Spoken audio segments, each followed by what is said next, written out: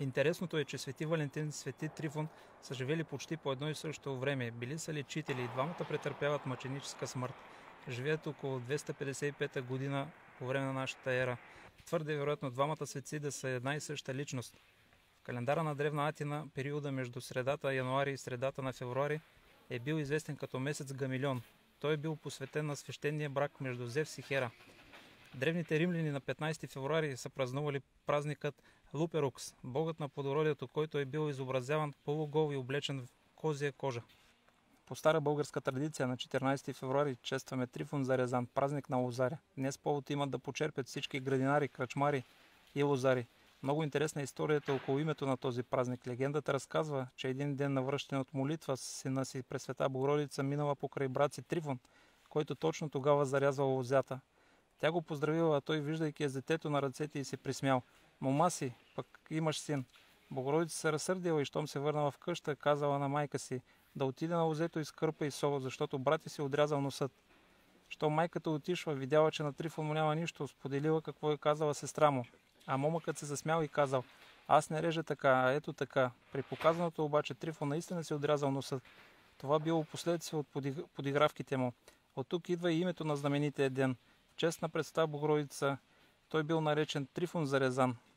Днес на 14 февруари по нашия пирински край мъжете стават рано и отиват на лозето с пъкалица с вино. Щом пристигнат на лозето, се прекръстват, взимат ножниците и отрязват 3 пръчки. После се прекръсват отново и поливат лозето с вино. Това всъщност представлява ритуалът, наречен зарязване на лозата. В самата черква се натъкнахме на вестник Крестова и мост, приличащ на нашата Медия мост.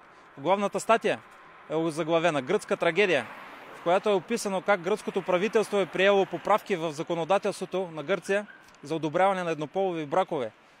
Руската православна църква изпитва голямо съжаление за това нещо и се опасява да не бъде прието подобно нещо на територията на Украйна. Намираме се на едно от местата, най-посещавани от руските брачни двойки. Сега ще се опитаме да направим интервю с някой от тях. От Русия, Москва, Борис Анзов и оператор Иля Дробошев.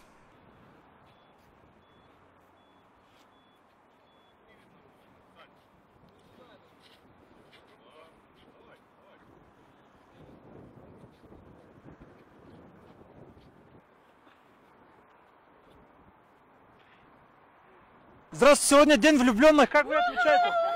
Мы как всегда бегаем. Пробежкой.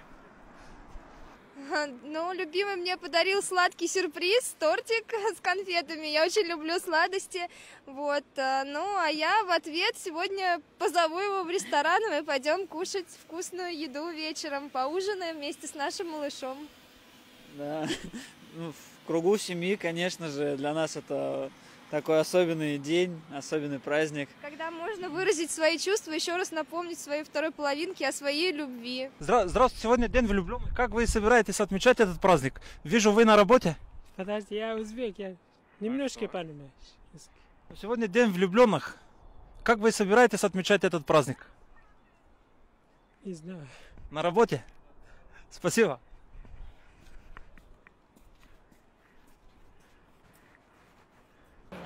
Вы скажете, что девушке сегодня день рождения, да? Хорошо. И будет очень интересно.